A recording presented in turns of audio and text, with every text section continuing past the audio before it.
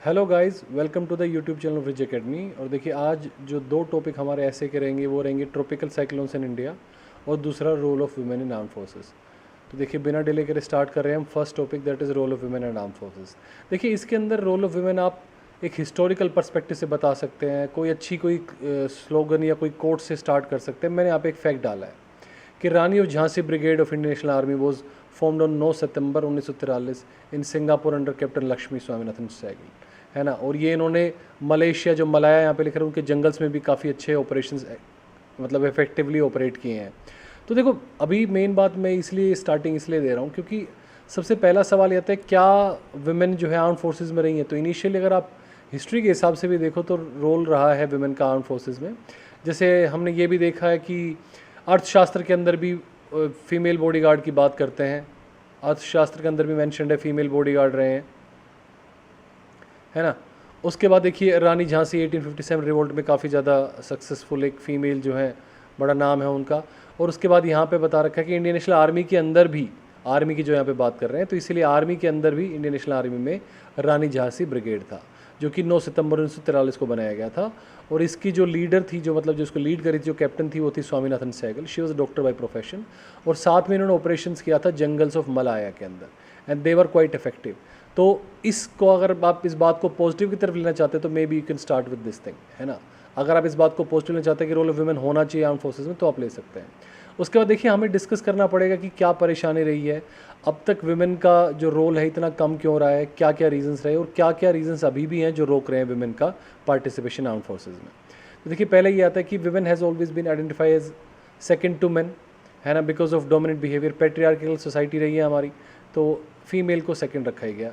Role of women जो था शुरुआत से रिस्ट्रिक्ट ज़्यादा किया गया कि giving birth and look after family, इस तरह से, है ना। तो यहाँ पे देखिए, अच्छी बात, अगर हम इसको ये डिस्कस करना चाहें तो आप इसको पॉजिटिव नेगेटिव दोनों तरफ ले जा सकते हैं।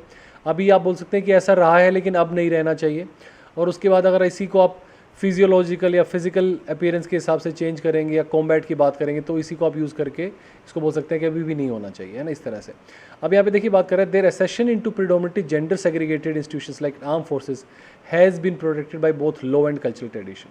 तो अभी दोनों बात कर रहे हैं कि पहले कानून के हिसाब से भी अलाउड नहीं थी और दूसरा कल्चरल ट्रेडिशन के हिसाब से अलाउड। अभी कानून के अंदर काफ़ी ज़्यादा चेंजेस आ गए हैं। जब जैसे रिसेंटली लास्ट ईयर 2020 में ही सुप्रीम कोर्ट ने बोला है कि यस, परमानेंट कमीशन होगा फीमेल्स का, मतलब वो भी अपनी जो है, एक बार अगर वो आर्मी के अंदर जाती हैं तो अपना पूरा टेन्योर जो 14 ईयर्स का टेन्योर है उसको पूरा कंप्लीट करके आ सकती है, पूरा परमानेंट कमीशन उनका रह सकता है ना। तो उसके बाद देखिए, नेक्स्ट कह रहा है कि कल्चरल ट्रेडिशन ने भी ब्लॉक किया है, क्योंकि ये हम बात करें कल्चरल ट्रेडिशन की, भैया give birth, look after family. उसके बाद नॉर्मली ऐसा है कि ज़्यादा जो जो एट्रीब्यूट्स जो अटैच किए हैं फीमेल के साथ, वो केयर टेकिंग और नर्चरिंग उस तरह के हैं। तो वहाँ पे हम कह रहे हैं कि यहाँ पे फियर्स बात होगी, यहाँ पे फाइटिंग की बात है कहीं ना कहीं, तो इसीलिए इनको पीछे रखा गया।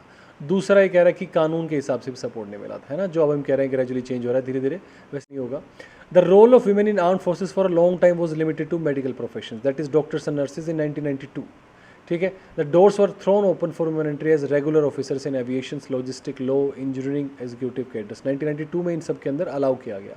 अभी तक भी परमानेंट कमीशन नहीं था। 2020 में सुप्रीम कोर्ट ने बोल दिया कि अब से परमानेंट कमीशन रहेगा फीमेल्स का, है ना। और देखिए, अभी अगर हम बात करें, हम इस टॉपिक को क्यों डिस्कस करें, बिकॉज लास्ट 2 डिकेड्स में हमने काफ़ी सारे चेंजेस देखे हैं। पहला, वी हैव सीन के ओपनिंग अप ऑफ इकोनॉमिक्स, अब यहाँ पे भी फीमेल काफ़ी ज़्यादा एक्टिव और रोल प्ले करे कमर्शियल एरियाज़ के अंदर भी। दूसरा, एजुकेशन डेवलपमेंट हुई है। तीसरा, टेक्नोलॉजिकल डेवलपमेंट हुई है। देखिए, इसी पॉइंट को आप ऐसे यूज़ कर सकते हैं कि मान लीजिए फीमेल की बात करें तो अभी वो लड़ाइयाँ नहीं रही हैं जो कॉम्बैट 1-to-1 फाइटिंग रहती थी, because this is more about a technological war. तो अगर आप बात करें आर्म फोर्सेज में तो इंडक्शन शायद होना चाहिए, इस तरह से आप इसको प्रेजेंट कर सकते हैं इस पॉइंट को। उसका देखिए, नेक्स्ट बोल रहा है कि मिलिट्री एक्टिविटीज़। देखिए, military activities including the organisation roles, responsibilities, threats have also been changed. तो कह रहा है कि पहले जो एक्टिविटीज़ थी उनसे अभी काफ़ी ज़्यादा बदल चुकी हैं, क्योंकि अब रियल 1-to-1 कॉम्बैट काफ़ी कम हो चुका है।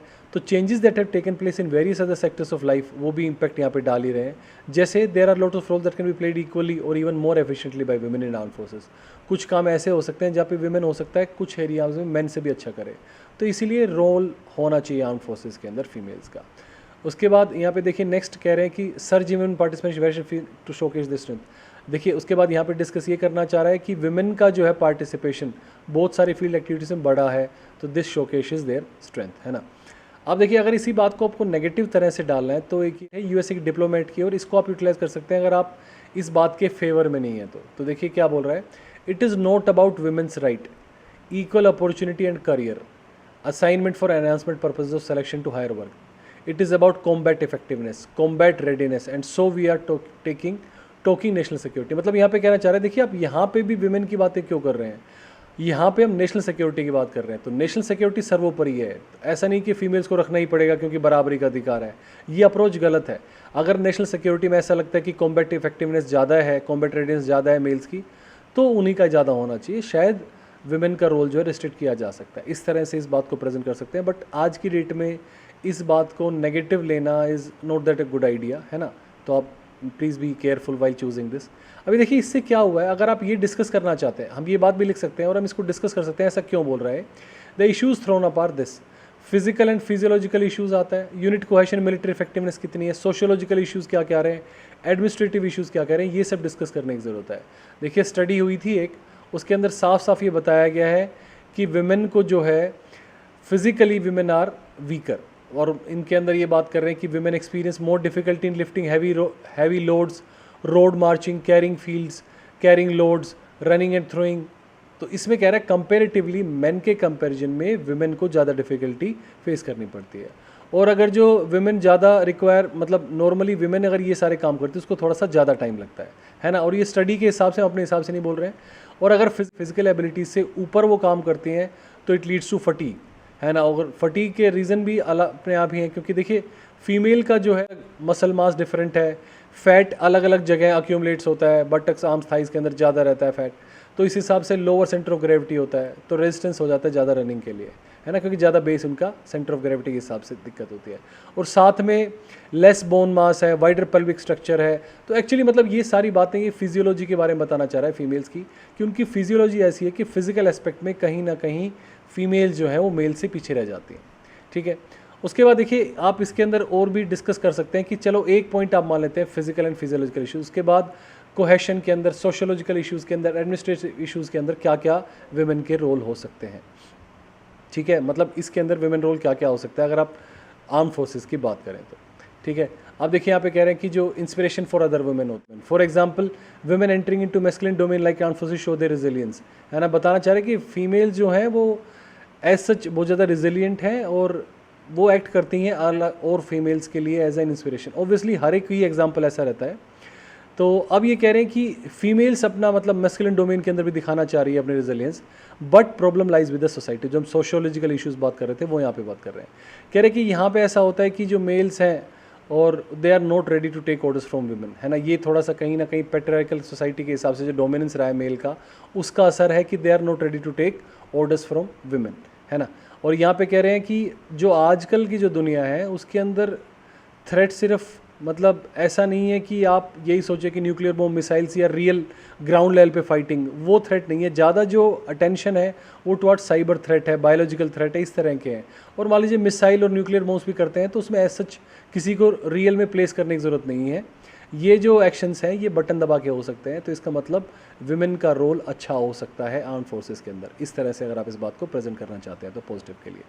तो यहाँ पे कह रहे हैं कि इसीलिए जो विमेन अगर ज्वाइन कर रही हैं तो उनको सिर्फ फिजिकल पावर ज़रूरी नहीं है ना, फिजिकली पावरफुल होना ज़रूरी नहीं है। और बहुत सारे ऐसे एरियाज़ हैं जैसे कि मेंटल कैपेबिलिटी है, उसके बाद गुड लीडरशिप स्किल्स हैं, मैनेजमेंट स्किल्स हैं, जो अगर अच्छी हैं फीमेल की तो that will come has handy, है ना। और इसको आप एज सच सिर्फ इस फिज़िकल पावर के हिसाब से आप उनको नकार नहीं सकते कि उनका जो है आर्म फोर्सेस में रोल कम होना चाहिए। उसके बाद देखिए नेक्स्ट बोल रहा है United States and Israel are good examples of showing women participation in arm forces, है ना। These countries are leading from front, और इन्होंने काफ़ी ज़्यादा परसेंटेज की 14 to 15% इनके अंदर फीमेल्स की रही है। तो यहाँ पे ये कहना चाह रहा है कि womens should be considered as assets not as liabilities. और रिसेंटली हमने बात ऑलरेडी कर ली है, सुप्रीम कोर्ट ने 2020 के अंदर ही परमानेंट कमीशन भी दे दिया फीमेल्स को आर्म्ड फोर्सेस के अंदर। अभी देखिए सवाल अभी तक भी ये रहता है कि क्या उनको जैसे कॉम्बैट के अंदर और इन्फेंट्री के अंदर उतना ही रोल प्ले होना चाहिए कि नहीं चाहिए, ये अभी तक डाउट है। अभी तक कॉम्बैट के अंदर एज सच परमिशन नहीं मिली है, या ये बोलें कि कोई लॉ अभी नहीं आया है। ठीक है। और उसके बाद इस बात को अगर फिजिकल स्ट्रेंथ की आप बात करते हैं तो हमेशा ऐसा बोला जाता है कि फिजिकल स्ट्रेंथ कैन बी मतलब always be defeated if you have a good technique, है ना। तो बहुत सारी ऐसी मार्शल आर्ट्स हैं जिसके अंदर अपोनेंट का ही वेट और स्ट्रेंथ को यूज़ करके उसको डिफीट किया जाता है। तो maybe we can choose those techniques for female, उनको चूज़ करके और उनके अंदर अच्छी हो जाए, है ना। और उसके बाद देखिए, आप अगर पॉजिटिव की तरफ कहना चाहते हैं तो यू कैन ऑलवेज से कि काफ़ी पॉजिटिव एक्सपेरिमेंट है ये, है ना। और इससे नॉट ओनली प्रोफेशनल एडवांटेज होगा बहुत सारी फीमेल्स के लिए, बल्कि सोशियोलॉजिकल बेनिफिट्स भी होंगे, क्योंकि नेशन के अंदर उनकी वैल्यू बढ़ेगी, है ना। इस तरह से आप इस बात को प्रेजेंट कर सकते हैं, ठीक है गाइस। तो इस तरह से ये इसका पॉजिटिव नोट पे दिखा रहा हूँ मैं, है ना। पॉजिटिव नोट पे दिखाना चाह रहा हूँ कि इस तरह से फीमेल का जो है सोशियोलॉजिकल बेनिफिट्स भी होंगे, प्रोफेशनल एडवांटेज। सिर्फ डाउट ये रहता है कॉम्बैट और इन्फेंट्री, ये अभी तक भी ऐसा सच रूल नहीं बना है। अगर आप लिखना चाहें पार्टिसिपेशन कितनी कितनी है, तो आर्मी के अंदर 13.04, नेवी के अंदर 6%, air force may be you can use this data somewhere, है ना। Use this data in your essay and this can be helpful, right. तो चलिए गाइस, फर्स्ट टॉपिक हम यहीं कंक्लूड कर रहे हैं। ट्रॉपिकल साइक्लोन्स देखिए नेक्स्ट हमारा टॉपिक है, और ये न्यूज़ में क्यों हो रहा है, क्योंकि recently Indian coastal area struck हुए थे दो, आपने रिसेंटली पढ़ोगे, साथ साथ टोक्टे और साथ में था यास। ये दो जो है ट्रॉपिकल साइक्लोन्स ने हिट किया था। टोक्टे का नाम म्यांमार ने दिया था, that is gecko means a highly vocal lizard, और यास दिया था ओमान ने। देखिए इनका जो नेमिंग होती है वो सीक्वेंस में चलता है, और यहाँ पे कह रहा है कि WMA जो है, जो एस्कैप है पैनल है, उन्होंने ट्रॉपिकल साइक्लोन्स के हिसाब से हमारा जो रीजन है उसके अंदर 13 कंट्रीज़ ये इंक्लूडेड है, 13 मेंबर कंट्रीज़ हैं, और ये बारी बारी नेमिंग करते हैं। ऐसा एक क्वेश्चन UPSC के अंदर आया हुआ है कि जो ट्रॉपिकल साइक्लोन्स हैं इनकी नेमिंग कैसे होती है, 2000 के बाद ही स्टार्ट हुआ था। और देखिए इससे बड़ा फ़ायदा हो जाता है, यहाँ पे लिखा भी हुआ है कि it offers benefits like removing confusion, कि भैया नाम सबके अलग अलग होंगे, दिक्कतें होंगी, ईजी रिमेंबरेंस है, क्रिएट अवेयरनेस अमंग पीपल, ये इस तरह के फ़ायदे हो जाते हैं अगर आप नेमिंग कर देंगे तो, है ना। ये एक ट्रॉपिकल साइक्लोन का देखिए बना रखा है, इसको बोलते हैं आई ऑफ साइक्लोन। यहाँ पे कंपेरेटिवली काम रहता है, और उसके हिसाब से साइड में से यहाँ पे हवाएं जो है रशियन करती हैं। अगर हम बात करें साइक्लोन की तो नॉर्दर्न हेमिस्फीयर में एंटी क्लॉकवाइज क्रिएट होता है, और अगर सदर्न हेमिस्फीयर की बात करें तो क्लॉकवाइज क्रिएट होता है नीचे यहाँ पे। और इस तरह से इसमें रेन बियरिंग विंड्स आती हैं, और फिर ये ग्रेजुअली यहाँ से उठता है ऊपर की तरफ, और ऊपर वाले एरिया में एक एंटी साइक्लोन डेवलप हो जाता है। ये वैसे टॉपिक जो है ज्योग्राफी का है, तो मे बी वहाँ से आप थोड़ा सा ज़्यादा क्लैरिटी ले पाएंगे। और आई जो है कंपेरेटिवली काम रहती है, तो इस तरह से आप इसको थोड़ा सा डायग्राम अगर दिखाएंगे तो इट कम्स आउट गुड ना। ज़रूरी है कि आप थोड़ा सा अच्छा सा बना दें। लिस्ट ऑफ ट्रॉपिकल साइक्लोन कौन मेंटेन करता है, ये WMO मेंटेन करता है इसके अंदर। और ऐसे RSMCs हैं, 6 RSMCs हैं, इंडिया वाला एक RSMCs है, मतलब रीजनल स्पेशलाइज्ड मेट्रोलॉजिकल सेंटर्स हैं। और यहाँ पे IMC जो है, IMD जो है, इंडियन मेट्रोलॉजी डिपार्टमेंट, ये हमारा एक है 6 में से। मतलब ये जो इंडियन ओशन के हिसाब से जो कंट्रीज़ है, यहाँ पे बात करें जो 13 जो नाम दे रहे हैं, बे ऑफ बंगाल और अरेबियन सी के हिसाब से, वहाँ पे RSMC है। और इसके अंदर ऐसा माना जाता है कि बे ऑफ बंगाल के अंदर इस वाले पोर्शन में ज़्यादा ही ट्रॉपिकल साइक्लोन्स क्रिएट होता है कंपेयर टू अरेबियन सी, है ना गाइस। यहाँ पे लिखा भी हुआ है देखिए कि बे ऑफ बंगाल के अंदर more vulnerable to cyclones as compare to Arabian sea, ठीक है। और अप्रोक्सीमेटली ऐसा है कि आप अगर 4 बे ऑफ बंगाल में आते हैं तो एक ही अरेबियन सी में आता है, ये रेशियो चलता है, 4:1 का रेशियो चलता है, ठीक है। और इसको टैकल करने के लिए जो है इंडिया ने cyclone risk management project start किया है, और ये मिनिस्ट्री ऑफ होम अफेयर्स का प्रोजेक्ट है ना, मिनिस्ट्री ऑफ होम अफेयर्स का प्रोजेक्ट है। और इसके अंदर यही है कि इंडिया के जो अलग अलग डिज़ास्टर मैनेजमेंट एफर्ट्स हैं उनको एक इकट्ठा करे जा सके, किसी एक स्ट्रेटजी के अंडर सबको क्लब करके, और फिर उसके बाद एफर्ट्स डाले जाए। क्योंकि सबसे बड़ी प्रॉब्लम डिज़ास्टर मैनेजमेंट की यही रहती है कि जो अलग अलग मिनिस्ट्रीज़ होती हैं वो अलग अलग तरीके से काम करती है, एक इंटीग्रेटेड और होलिस्टिक अप्रोच नहीं आ पाती है। ओके गाइज, तो ये यहाँ पे बोल रहा है कि होलिस्टिक अप्रोच लानी पड़ेगी, साथ में काम करना पड़ेगा। ओके, उसके बाद देखिए बेसिक कौन कौन से साइक्लोन प्रोन एरियाज़ हैं और इसके क्या क्या अलग अलग कंपोनेंट्स हो सकते हैं इंप्रूव करने के। तो यहाँ पे हम देख ही रहे हैं जो भी बे ऑफ बंगाल से टच में है सारे स्टेट्स और इधर वाले मेजर स्टेट्स जहाँ पे परेशानी सबसे ज़्यादा है, ठीक है।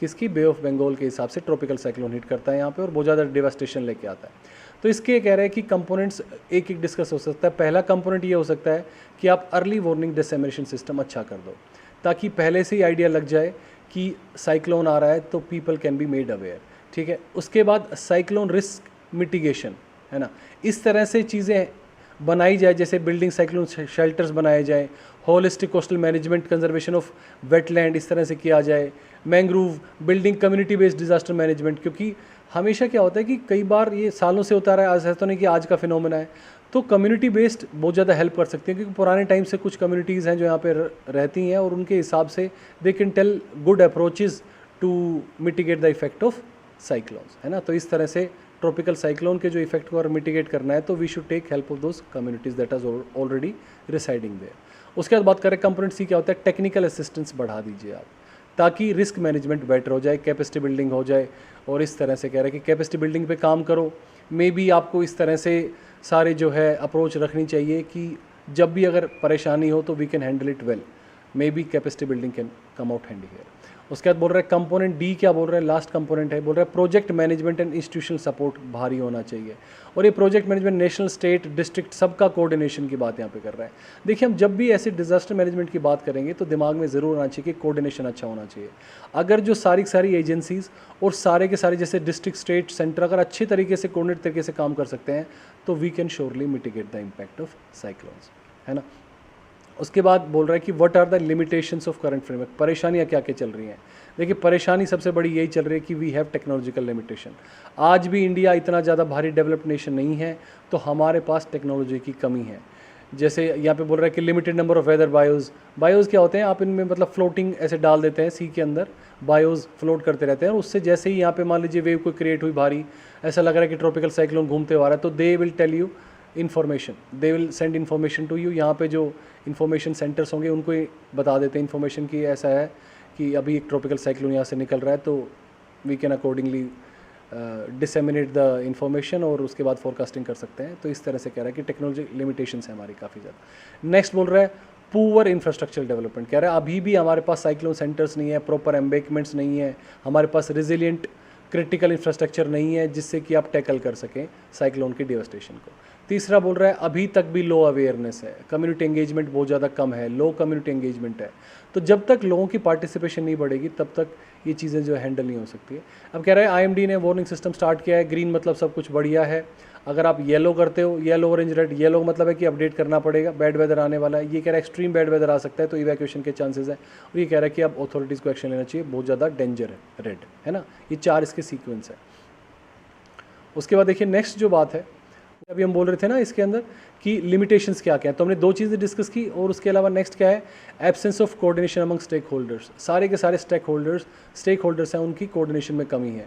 इसके अंदर फिर से हम वही बात कर सकते हैं, लोकल पंचायत है, डिस्ट्रिक्ट लेवल है, स्टेट लेवल है, सेंट्रल गवर्नमेंट लेवल है, उसके बाद कोस्टल अथॉरिटीज़ हो सकती है, मे बी सब एनजीओज़ भी यहाँ पे रोल प्ले कर सकते हैं मिटिगेशन होने के बाद उसको। तो इस तरह से कह रहा है कि इनके कोऑर्डिनेशन में कमी है। और उसके बाद लॉन्ग रिस्पॉन्स टाइम है, एक बार डिजास्टर आ जाता है, it takes a lot of time to respond, और ये ज़रूरी है कि हम जल्दी कैलेमिटी से रिस्पॉन्ड कर पाएँ ताकि कैलेमिटी को टैकल किया जा सके। अब देखिए क्या हो सकता है, what can be done to overcome these challenges.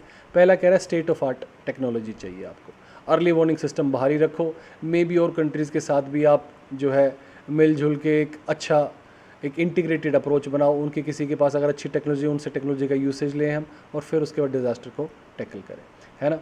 उसके बाद कह रहा है कि इंफ्रास्ट्रक्चरल मेजर्स हमें और ज़्यादा लेने पड़ेंगे, और ज़्यादा सेफ्टी के जो है इंफ्रास्ट्रक्चर क्रिएट करने पड़ेंगे, मल्टीपर्पज़ साइक्लोन शेल्टर्स क्रिएट करने पड़ेंगे, है ना। इस तरह से बात यहाँ पे करना चाह रहा है, और मे भी आप पब्लिक प्राइवेट पार्टनरशिप भी साथ में कर सकें। स्टेप्स स्पेशल कोस्टल एरियाज़ में लेने पड़ेंगे, क्योंकि देखिए ये बात हमें पता होनी चाहिए कि कोस्टल एरियाज़ ही जब ज़्यादा इफेक्ट हो रहे हैं तो कोस्टल एरियाज़ में स्पेशल मतलब आप स्पेशल अप्रोच रखो, उनको कैसे टैकल करना उसके लिए अलग से इन्फॉर्मेशन डिसेमिनेशन होनी चाहिए, है ना। और इसके अंदर जैसे मैंग्रोव्स काफ़ी ज़्यादा हेल्प कर सकते हैं टैकल करने में, क्योंकि जितने अच्छे मैंग्रोव्स वो उसका फ्लो को रोक देते हैं। तो इस तरह से कह रहे हैं कि आपको कम्युनिटी बेस्ड जो टेक्निक्स हैं उनका यूटिलाइज़ करना पड़ेगा।